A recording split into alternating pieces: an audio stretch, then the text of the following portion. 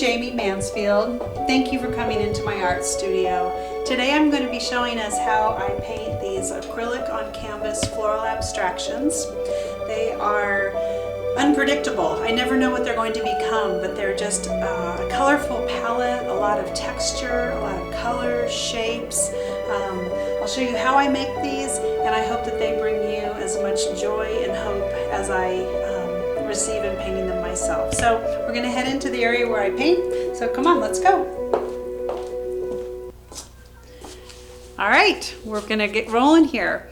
So the supplies that you'd need would be a canvas. Really any size will do. I really like painting on big canvases. This is a 24 by 24. I like to go up to a 36 by 36 or even a 36 by 48. 24 by 36 is a nice size. It can be a deep canvas or thin, doesn't matter. They're all going to work great. So I also have my water bucket. I don't really have to have that for acrylic paint, but it sure helps, especially to swish out the brush and clean colors. I really have a mixture of brushes. I'm going to start with this big flat. If you have something big like this, it's awesome. You don't have to, but these are great. And I'm kind of a flat brush fan, so I have a couple different sizes that I'll be using. And then just some fun things that I'm going to be showing you as we get going. So I'm using acrylic paint, and really as we know from the primary colors, you can mix anything. But it's awfully fun to go to the paint store and get a little crazy and spend a lot of money on paint. So I am going to be starting this painting with, I always have white, titanium white on my palette. And I'm just using a piece of palette paper. It's kind of like wax paper, but a paper plate will do, or whatever else you have. And I have, a magenta, a light pink, orange, yellow, red. I even have a little fluorescent, so I'm just going to kind of go for it. But I'm starting with these colors. I'm not going to be using blues and greens immediately, but we'll be getting to those. So this is the best part. This is truly playing in the paint. So don't try to compose anything. Don't worry about the orientation of the canvas. Just go for it. So this is just the fun part. Might put a couple different shapes on here. Really, anything goes at this point. So I love, like I said, to use this big brush. I'm grabbing some white. I could go in here with my flat brush. If I want to add some, again, white in there, I'm kind of a big fan of changing up the value with white. And again, just have fun with it. Don't worry about anything that you're doing. You could even write a word or say hi or whatever you want to do on there. And another thing that really, and it kind of just gets you loose. So sometimes we approach the canvas with such fear and trepidation that we might make a mistake or we won't make a masterpiece. But it's like when you go exercise. Just get in there and warm up first. So I may even do a little finger painting. I've got some fluorescent paint on my hands now. You don't have to use fluorescent. I was never a big fluorescent kind of gal, but I've discovered that it can be a lot of fun. And you could even go in, if you'd like, with some metallic. Here's a little bit of gold metallic, and you'll see in a bit where this might go. There's a very good possibility that so much of this will be covered up that you'll never see it, but it literally is just playing in the paint and having fun. So repeating patterns. I could block out some colors. I can go back to this big brush, and you'll see that I'm not covering the entire canvas, and actually I don't want to. I'm going to leave some white space, and at this point is where I'm going to pause, and I don't want to just go in with my blues and greens and purples and mix right into this where it's really wet, or I just end up with kind of a muddy canvas.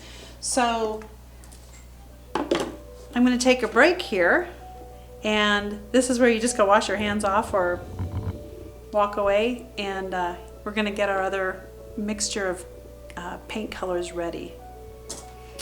Okay, I'm back, clean hands, and now we're going to be adding some different colors. I am crazy about blues and greens, purple. Again, you could do these with the primary colors or the basic color palettes, but I go crazy at paint stores. So I'm going to use a lot of fun colors, and we'll see some new textures that are going to go on here as well.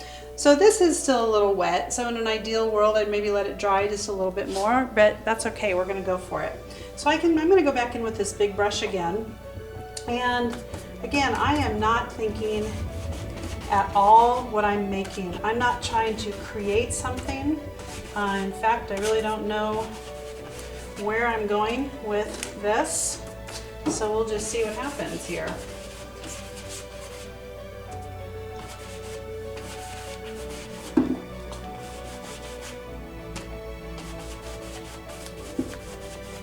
I can vary my brush strokes.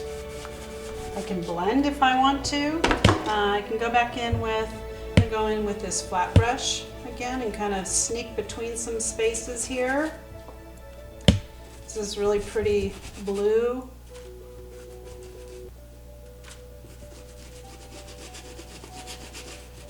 And I'm just playing with this paint. And then what I love to do is go in with a stencil, perhaps, and just start putting down some random shapes. Again, I am not planning where they're going to go or what they're doing.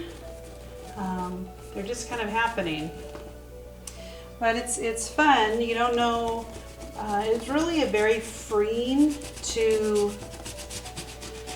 not always plan everything out. I think we put a lot of pressure on ourselves to always have things perfectly figured out in our lives, and that's just kind of not the way things typically work out so well. So this style of painting, I kind of fell into it a few years ago, and I'm absolutely hooked on it. Not only because I enjoy just the ability to see colors mix and kind of evolve without me having a whole lot of control over it, but again, it's been really freeing to not worry so much about what everything is going to become. Now, a really neat stage is one of my favorite parts with these paintings is, before I go on, it's fun to go into, and you can do some scrape. This is just an old Starbucks card that's been well loved. And you can scrape.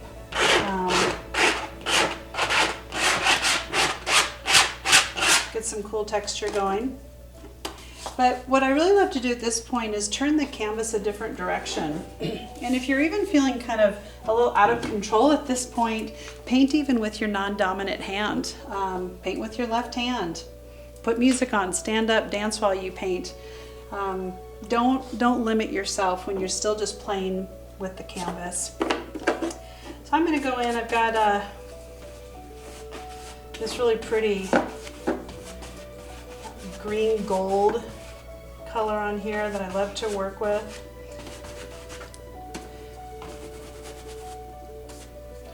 And then another thing that I'm going to do that felt a little crazy when I first started working with it, but now I'm kind of hooked. This bottle is probably almost gone because I use this so much. This is liquid acrylic, and boy, let's hope a little bit's in here. And I'm just dripping some on the canvas. You might say, oh my goodness, she's just throwing paint. Well, I am kind of just throwing paint, but it is really fun to do this. And just to see what happens, I'm gonna let this just kind of blend, run down. I could take some paint if I want to, and kind of, I put a little bit of white on here. I can kind of direct things randomly if I want to, or just let it drip. Another thing, you could even take a water bottle and spritz it a little bit and let the paint start to do something else.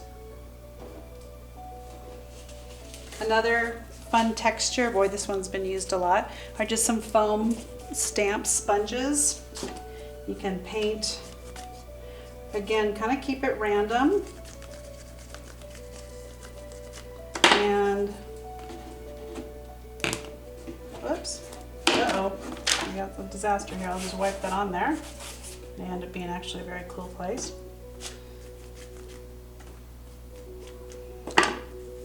There's really nothing you can do wrong. And isn't that kind of a refreshing thought that you don't make any mistakes with this? So, again, I can turn my canvas lots of different ways. Look at it from different vantage points. And believe it or not, I'm still not trying to make it into something, and I really had to learn to resist that because I wanted to see something and turn it into something. I will admit that's why I love doing the florals, because florals can really, bad pun, but can grow or evolve from so many shapes and details that are in here. I love this kind of robin's egg blue. So I'm just kind of picking up some colors on my palette that make me happy and bring me joy. This Prussian blue that I just put down mixed with some white is a really beautiful color. I just noticed I haven't used much purple. Maybe I'll grab a little purple. So if you're not a finger painter kind of person, that's okay. You sure don't have to do that. You can go back to your brush. You can even use a palette knife if that's something that you enjoy. Kind of that. If you have some white on your canvas still, that's okay. Because it's all going to be filled in eventually. So I have really played in the paint, and I gotta say I'm very relaxed at this point. And you might be looking at this going, oh my goodness, where in the world is she gonna go with this? So I'm gonna stop it here, let it dry, and then I'm gonna come back and look at this with fresh eyes. All right, we had a great time getting the first step down on this floral abstraction. We played in the paint, put down lots of color, texture, even use some fluorescent and metallic paint. So next time we're going to take it to the next level where you'll see how I go in and actually find flowers and shapes and bring those into the painting. It's a lot of fun. It's really exploratory, but I think you'll really enjoy it. So make sure you join me for the next video. And in the meantime, if you would follow me at Jamie Mansfield on Instagram, and also I have a private Facebook group, The Painterly Life, that if you just go in there and ask to join, I'll click you in, and this is where I put up a lot of videos and other paintings. And be sure below, where you see the information below, to check out my website. And there you can see my gallery of artwork, and I'm a fiction writer as well, so you can check out my books and just kind of learn a little bit more about me. So love spending this time with you. We'll see you next time.